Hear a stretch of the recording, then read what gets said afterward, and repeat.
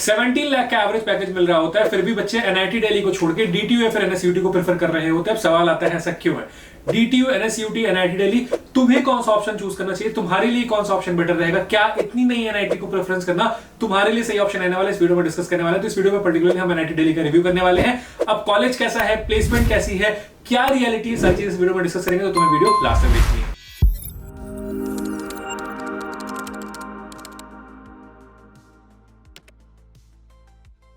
NIT Delhi की बात करेंगे तो दिल्ली में सिचुएटेड है, दिल्ली के थोड़े से आउटस्कर्ट एरिया में है, ठीक है। एस्टैब्लिशमेंट की बात करेंगे तो 2010 का तुम्हारे यहाँ पे एस्टैब्लिशमेंट है, यानी कि 2010 का तुम्हारा एस्टैब्लिशमेट है, जो कि काफी न्यू हो जाता है जब हम एक एनआईटी या फिर आईटी की बात कर रहे होते हैं। तो काफी न्यू एनआईटी है, इसलिए होता है कि अलुमनाई नेटवर्क वगैरह भी थोड़ा सा वीक है अभी इस कॉलेज का, ठीक है। इसके बाद नियरेस्ट एयरपोर्ट की बात कर लेंगे, कनेक्टिविटी वगैरह की बात करेंगे तो नियरेस्ट एयरपोर्ट जो तुम्हारा आईजीटी एयरपोर्ट है, जो कि तुम्हारा 42.5 किलोमीटर दूर है। और नियरेस्ट जो रेलवे स्टेशन है वो तुम्हारा एनडीएलएस है, जो कि तुम्हारा ऑलमोस्ट 27 किलोमीटर दूर है। इसके अलावा तुम्हारे पास आनंद विहार रेलवे स्टेशन का भी ऑप्शन है, तुम्हारे पास हजरत निजामुद्दीन स्टेशन का भी ऑप्शन है। तुम्हारे पास तीनों ऑप्शन है, बट तीनों ही इतने दूर है तो थोड़ा सा तुम्हें लाइक, अब दिल्ली है तो मेट्रो है तो कनेक्टिविटी का ऐसा कुछ बहुत इशू नहीं आने वाला है। एनआईआरएफ रैंकिंग की बात करेंगे तो 65th रैंक पे से रखा गया है। एडमिशन प्रोसेस की बात करेंगे तो जेईई मेन का तुम्हारा एग्जाम एक्सेप्ट कर रहे होते हैं और एडमिशन तुम्हें जोसा और सीसैप की काउंसलिंग से मिल रहा होता है, यानी कि हम जेईई मेन का एग्जाम दे रहे होंगे, फिर हमारी जोसा की काउंसलिंग होगी, उसमें हम पार्टिसिपेट करेंगे। अगर हमें उसमें कॉलेज मिल जाता है तो वेल एंड गुड है, अगर उसमें नहीं मिलता है तो हम फिर सीसैप राउंड की काउंसलिंग में जाएंगे और वहां पे हम कॉलेज मिल जा रहा होगा। फीस की बात कर रहे होंगे तो पर ईयर जो तुम्हारी फीस जा रही होती है वो 1.6 लाख से लेकर 2 लाख के बीच में रेंज कर रही होती है। अब यहाँ पे भी कुछ कैटेगराइजेशन है, अगर तुम्हारी फैमिली इनकम 5 लाख से ऊपर है तो तुमको जो पर सेमेस्टर फीस देनी होगी वो 1,01,000 के अराउंड देनी होगी।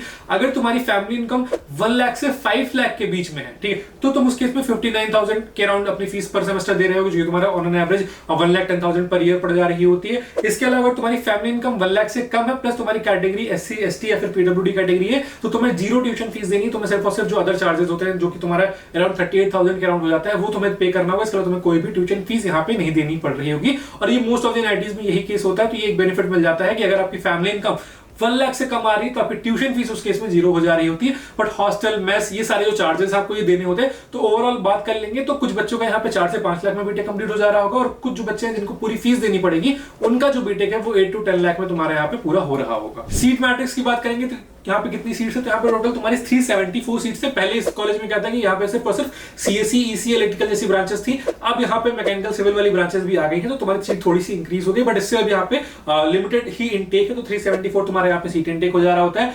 कट ऑफ की बात कर रहे हैं, जो सबसे मेन इंपॉर्टेंट चीज हो जाता है कि भैया हमें किस रैंक पे ये कॉलेज मिल जा रहा होगा। तो बात कर रहे होंगे तो सीएससी की, तो अगर तुम्हारी 10,000 के अंदर रैंक आ रही हो, तुम दिल्ली होम स्टेट से बिलोंग कर रहे हो, तो तुम्हें यहाँ पे सीएससी ब्रांच में एडमिशन मिल जा रहा होगा। वहीं अगर तुम अदर स्टेट से बिलोंग करते हो तो तुम्हारी अगर जो रैंक है वो 7,500 से नीचे आनी चाहिए, तब तुम्हें यहाँ पे एडमिशन मिल पा रहा होगा। अब सेम चीज डीटीयू एनएसयूटी में भी है। डीटीयू एनएसयूटी में थोड़ा सा कट ऑफ और हाई रहता है। डीटीयू एनएसयूटी में अगर तुम्हें सीएससी में एडमिशन चाहिए तो तुम्हारी जो रैंक है वो 6,000 7,000 के अराउंड होनी चाहिए अगर तुम जो है होम स्टेट से बिलोंग कर रहे हो, और 5,000 6,000 के अराउंड होनी चाहिए अगर तुम अदर स्टेट से बिलोंग कर रहे हो तो। बट वहीं पे अगर हम और ब्रांचेस की बात करेंगे, ठीक है, होम स्टेट में जाएंगे तो यहाँ पे तुम्हें 1 लाख रैंक तक भी एडमिशन मिल जा रहा होता है। अब कैसे मिलता है, क्योंकि कट ऑफ जा रहा होता है, तुम्हें पता होना चाहिए काउंसलिंग कैसे करते हैं, चॉइस फिलिंग कैसे करते हैं। ये सारी चीजें अगर तुम्हें पता है और तुम थोड़ा सा वेट करोगे, तुम काउंसलिंग को थोड़ा सा साथ दोगे, तो तुम्हें यहाँ पे 1 लाख रैंक तक भी एडमिशन मिल जा रहा होता है। वहीं डीटीयू एनएसयूटी में तुम्हें 3 लाख 4 लाख रैंक पे भी biomedical, bio engineering, environment engineering, ये वाली जो ब्रांचेस है इसमें एडमिशन हो जाता है। बस तुम्हें पता होना चाहिए कि स्पॉट राउंड में पार्टिसिपेट कैसे कर सकते हैं, सीसैप राउंड में कैसे काउंसलिंग होती है, सारी चीजें तुम्हें पता होनी चाहिए। उसके लिए तुम क्या कर सकते हो, कॉलेज सर्च के चैनल को सब्सक्राइब कर लो, क्योंकि यहाँ पे तुम्हें सारी अपडेट मिल जा रही होती है। तुम्हारी पूरी की पूरी काउंसलिंग मैं यहाँ पे करवा दे रहा हूँ। सिविल इंजीनियरिंग की बात कर रहे होंगे तो सिविल इंजीनियरिंग अगर कट ऑफ यहाँ पे डिस्कस करेंगे तो अगर तुम होम स्टेट से बिलोंग करो तो 36,000 रैंक तुम्हें मिल जाती है। वही तुम अगर अदर स्टेट से बिलोंग करो तो 25,000 26,000 अगर तुम्हारी रैंक है तो तुम्हें यहाँ पे एडमिशन मिल जा रहा होगा। अब सेम सिविल इंजीनियरिंग जब हम सीसैप में बात कर रहे होंगे तो 50,000 60,000 70,000 भी मिल जाती है बहुत बार। एरोस्पेस इंजीनियरिंग जो इसकी ब्रांच है वो तुम्हें यहाँ पे 90,000 रैंक तक मिल जाती है अगर तुम दिल्ली होम स्टेट से बिलोंग कर रहे हो। बाकी कट ऑफ तुम्हें यहाँ पे दिख जा रहा होगा, या फिर व्हाट्सएप चैनल ज्वाइन कर लो, वहां पे तुम्हें कट ऑफ शेयर कर दे रहे होंगे, तो वहां से तुम चेकआउट कर सकते हो। लिंक तुम्हें व्हाट्सएप चैनल की डिस्क्रिप्शन बॉक्स में मिल जा रही होगी। अब आ जाते हैं कि प्लेसमेंट कितनी मिल रही होगी, क्या पैकेज जा रहा होता है, क्या सबकी प्लेसमेंट हो जाती है, प्लेसमेंट परसेंटेज कितना है। तो हाईएस्ट पैकेज की बात कर रहे होंगे तो हाईएस्ट पैकेज 58.5 एलपीए का यहाँ पे गया हुआ है। एवरेज पैकेज की बात करेंगे तो 17.19 एलपीए तुम्हें यहाँ पे ओवरऑल एवरेज पैकेज देखने को मिल जाएगा। अब यहाँ पे मैकेनिकल, सिविल, एरोस्पेस ये वाला पैकेजेस नहीं इंक्लूड है, क्योंकि अभी उसकी बैचेस पास आउट नहीं हुई। जैसे उसकी बैचेस पास आउट होंगी उसका जो रियल प्लेसमेंट सिनेरियो है वो पता चल जाएगा। बट अगर हम सीएससी की बात करेंगे, ईसी की बात करेंगे, इलेक्ट्रिकल की बात करेंगे, तो इनमें ठीक ठाक प्लेसमेंट अभी यहाँ पे हो रही है एज कंपेयर टू अदर जो तुम्हारे कॉलेजेस। ईसी के हाईएस्ट पैकेज की बात करेंगे तो ईसी का 58.5 का यहाँ पे एलपीए का तुम्हारा हाईएस्ट पैकेज गया हुआ था। ओवरऑल प्लेसमेंट परसेंटेज की बात करेंगे तो 86.28% का यहाँ पे प्लेसमेंट परसेंटेज, यानी कि कुछ बच्चे ऐसे भी हैं जिनकी प्लेसमेंट नहीं हो रही है और कुछ बच्चे ऐसे हैं जो आगे ऑप्ट आउट कर लेते हैं कि ठीक है उन्हें एमटेक वगैरह करना है, फिर पीएचडी करना है, तो वो आगे फर्दर स्टडीज के लिए चले जा रहे होते हैं। अब एक बेनिफिट जो एनआईटी दिल्ली को मिल रहा होता है वो क्या मिल रहा होता है, वो है इसकी लोकेशन की, ठीक है ये दिल्ली में है। अब जो कंपनीज आईआईटी दिल्ली में आती है हायरिंग करने, जो कंपनीज डीटीयू में आती है, एनएसयूटी में आती है, वो सारी कंपनीज यहाँ पे भी हायरिंग के लिए आ जा रही होती है। तुम्हें कॉलेज में गूगल, माइक्रोसॉफ्ट, अमेजॉन, डीशॉ, गोल्डमैन सैक्स, ये वाली जितनी भी कंपनीज है तुम्हारी, जिसको हम बिग कंपनीज में फिर सुपर ड्रीम कंपनीज बोल रहे होते हैं, तुम्हें यहाँ पे वो भी अपने कैंपस में देखने को मिल जा रही होंगी। ठीक है, लिमिटेड बच्चे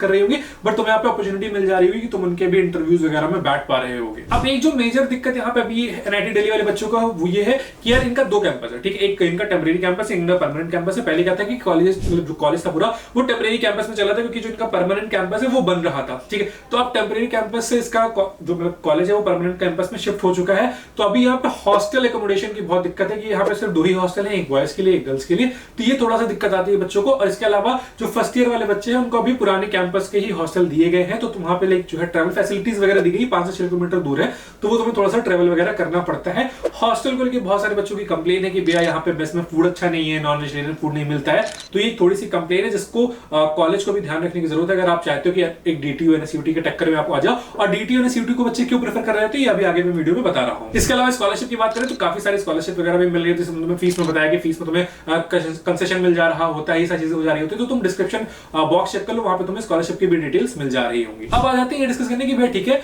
कैंपस लाइफ कैसी है। कैंपस लाइफ यहाँ पे ठीक ठाक कैंपस लाइफ है, तो यहाँ पे फेस्ट वगैरह देखने को मिल जा रहे होते हैं, काफी सारे लाइक स्टैंड अप कॉमेडियंस वगैरह आ रहे होते हैं यहाँ पे परफॉर्म करने, और काफी सारे लाइक गेस्ट लेक्चर्स वगैरह भी हो रहे होते हैं, फेस्ट भी ठीक ठाक ही हो रहा होता है, और क्लब्स एंड सोसाइटीज भी काफी सारी है। तो अगर तुम चाहते हो कि तुम्हारा ओवरऑल डेवलपमेंट हो जाए, ठीक है, कि तुम्हारा एक ओवरऑल डेवलपमेंट हो जा रहा हो, तुम्हारी पर्सनैलिटी भी ग्रूम हो जा रही हो, तुम अच्छा वेल स्पोकन भी हो जा रहे हो, सारी चीजें हो जा रही हो, तो तुम उस केस में यहाँ पे तुम्हारे पास अपॉर्चुनिटी मिल जाएगी, इनिशियल वगैरह भी है, तो तुम्हें अगर स्टार्टअप करना है खुद का तो वहां पे भी तुम्हें हेल्प हो जा रही होगी। और जो सबसे बेस्ट चीज है इस कॉलेज की वो ये है कि प्लेसमेंट ठीक ठाक हो जाती है, मतलब प्लेसमेंट हो जा रही होती है। अगर तुम्हें फॉर एग्जांपल डीटीयू नहीं मिल रहा है, एनएसयूटी नहीं मिल रहा है, तो तुम एनआईटी दिल्ली को एक प्रेफरेंस दे सकते हो कि ठीक है अगर मुझे टॉप कॉलेज नहीं मिला है तो मैं एनआईटी दिल्ली को प्रेफर कर लूंगा, क्योंकि यहाँ पे भी प्लेसमेंट मुझे 17, 15, 16 वाली रेंज में मिल जा रही होती है। और जब मैं इन्वेस्टमेंट की बात करूं तो मेरा 8 to 10 का इन्वेस्टमेंट आ रहा होता है और मुझे रिटर्न मिल जा रहा होता है 15, 16, 17 का, तो वो मेरे लिए बेटर ऑप्शन है। बट वहीं पे अगर इसकी मैकेनिकल, सिविल या फिर एरोस्पेस इंजीनियरिंग की बात करोगे तो प्लेसमेंट थोड़ी सी कम रहने वाली है, क्योंकि देखो हर कॉलेज में ये चीज होता है कि मैकेनिकल, सिविल और जो तुम्हारे अदर ब्रांचेस हो जाती है उसमें उतनी प्लेसमेंट नहीं होती जितनी तुम्हारी ईसी या फिर सीसीएसई ब्रांचेस में हो रही होती है। तो तुम्हें